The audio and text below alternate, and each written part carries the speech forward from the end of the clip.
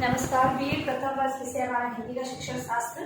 इसके अंतर्गत की हम जो हमारी इकाई 4 है हिंदी शिक्षण की जो विधाएं उनके बारे में चर्चा कर रहे थे। और जिसके अंतर्गत की आज हम लोग गद्य शिक्षण के जो विषय क्षेत्र है, मतलब कि गद्य के अंतर्गत किन किन रचनाओं को लिया गया है, किन किन कृतियों का समावेश किया गया है, उसमें निहित जो विषय है वो कौन कौन से विषय है उसकी चर्चा हम लोग करने वाले हैं।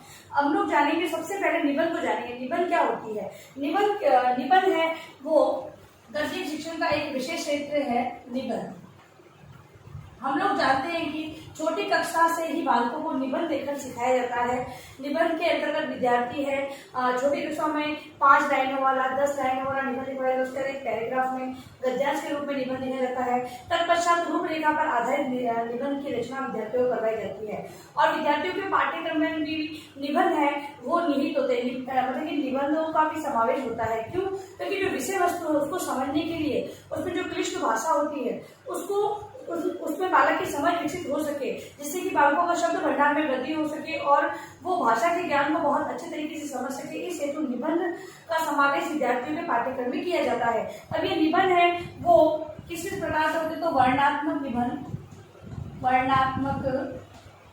निबंध। दूसरा प्रकार है विवरणात्मक निबंध। दूसरा जो निबंध का प्रकार है वो विवरणात्मक निबंध है। अगला है विचारात्मक निबंध और लास्ट है भावात्मक निबंध। देखिए, निबंध रचना जो कि गद्य शिक्षण के विशेष क्षेत्र के अंतर्गत आती है, और निबंध है वो वर्णनात्मक प्रकार के होते हैं, विवरण पर आधारित होते हैं, विचारात्मक निबंध होते हैं और भावात्मक भावनाओं से संबंधित निबंधों की रचना भी की जाती है। उसके बाद है जीवनी।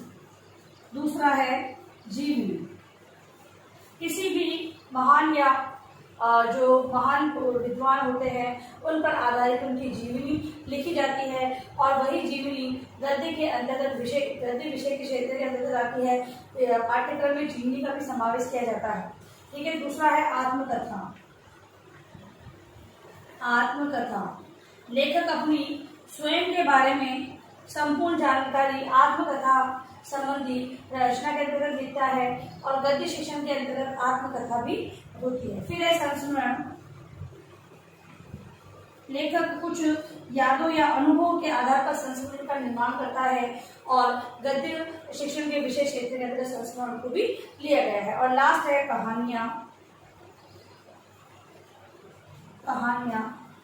कहानियां जो कि गद्य शिक्षण की बहुत ही रुचिकर और प्रभावपूर्ण रचनाएं कहलाती है, क्योंकि बालक है उन्हें कहानी पढ़ने में बहुत ही रुचि होती है।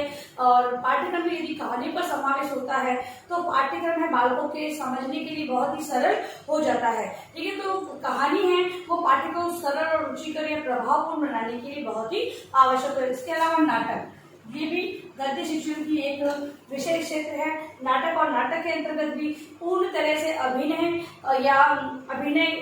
और संवादों पर आधारित भाषा देशकाल को ध्यान में रखते हुए नाटक की रचना की जाती है। संवाद पर आधारित नाटकों के माध्यम से जो पाठ है उसको रुचिकर और प्रभावी बनाने का कार्य किया जाता है। इस प्रकार से हमने देखा कि जो गद्य शिक्षण की ये विशेष क्षेत्र है जिन पर आधारित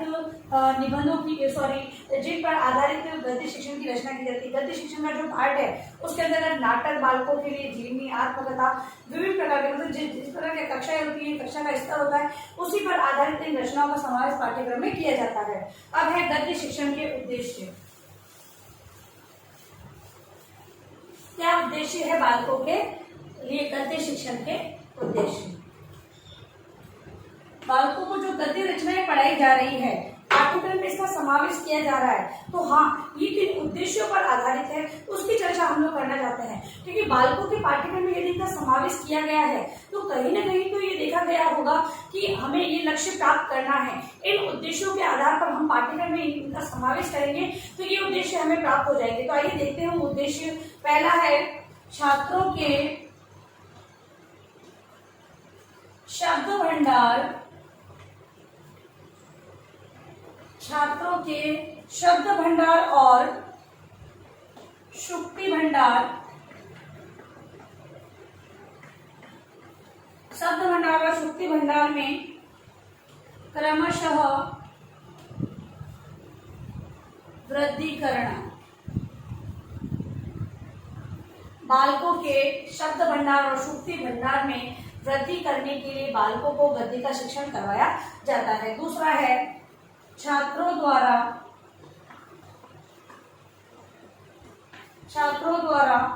उच्चारित वर्णों,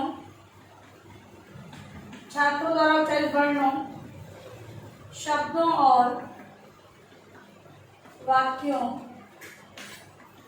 शब्दों और वाक्यों के उच्चारण में शुद्धता उत्पन्न करना।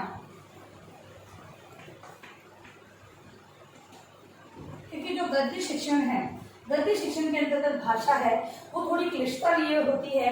पद्य के अंतर्गत लय और रति गति से गाया जाता है, वहां पर अर्थ ग्रहण को इतना ध्यान में न रखते हुए उसके भाव को ग्रहण करने की बात की जाती है।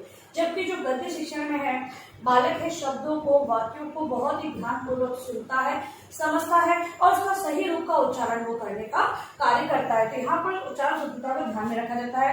फिर है क्रमबद्ध एवं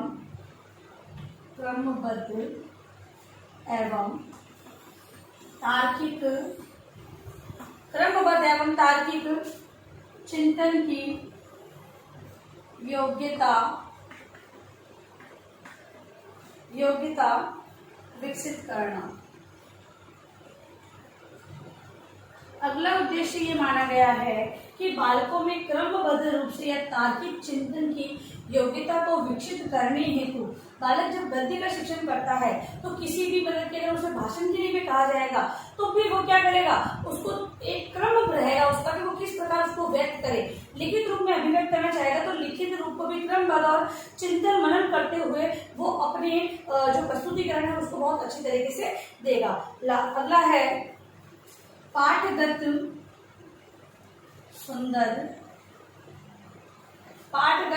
सुंदर विचारों, भावों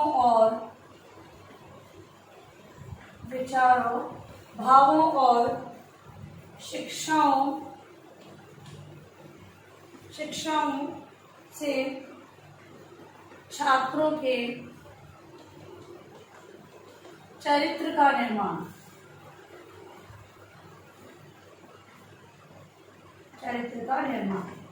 अगला उद्देश्य माना गया है पाठ में निहित जो सुंदर विचार है, भाव है या फिर जो शिक्षा दी गई, कहानियों में शिक्षा दी जाती है, नाटकों में भी इसी प्रकार के जो व्यक्तित्व दिखाए जाते हैं उसी पर आधारित बालकों के चरित्र का निर्माण करने की अपेक्षा की जाती है। तो ये सारी चीजें जब इसमें समाहित होती है वो बालकों के चरित्र निर्माण में सहयोग देने हेतु इनका समावेश किया जाता है। लास्ट है ज्ञान के क्षेत्र में वृद्धि करना। ज्ञान के क्षेत्र में वृद्धि करना। अगला उद्देश्य माना गया है कि जो गद्य का शिक्षण बालकों को करवाया जाता है उससे बालकों के जो ज्ञान है, ज्ञान का जो क्षेत्र है, जो अर्जित करने की शक्ति है, क्षमता है, उसका विकास होता है और उनके ज्ञान में जो वृद्धि है वो स्वतः ही गद्य शिक्षण के माध्यम से हो जाती है। इसीलिए इन उद्देश्यों को ध्यान में रखते हुए ही गद्य का शिक्षण करवाया जाता है। ठीक है, अब जो दो टॉपिक हमने पढ़े हैं उसी को आप होमवर्क के रूप में लिखिए।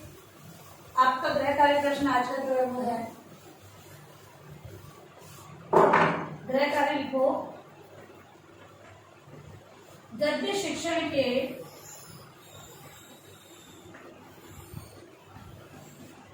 विषय क्षेत्र तथा उद्देश्यों का वर्णन करें। गद्य क्षेत्र के जो विषय क्षेत्र का उद्देश्य जो आज हम लोगों ने पढ़े हैं उसी का वर्णन आपको अपने उत्तर पुस्तिका में गृह कार्य के रूप में करना है। और अंत में इस महामारी के दौर में कम से कम ये आवश्यक कार्य होने पर आप लोग घर से बाहर निकलें। बाहर निकलते तो 3 बातों का विशेष आपको ध्यान रखना होगा। मास्क लगाएं, सोशल डिस्टेंस बनाएं और हाथों को बार बार सैनिटाइज करते रहें। सुरक्षित तरह से ध्यान रखें। धन्यवाद।